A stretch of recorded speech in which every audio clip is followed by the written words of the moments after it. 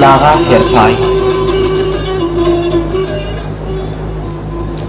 Oku senden atşar, ok senden atşar.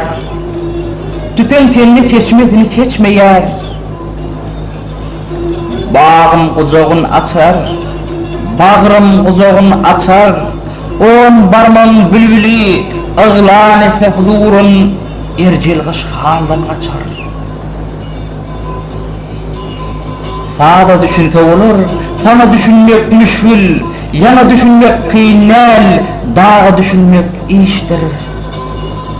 Gördüm suratın, gövden bir kasım, gözlerim laçın, gönlüm yüz asarır. Ey hemişe hemdem, ey sen elmidam, il arzun arkalan, gel sayra birdem.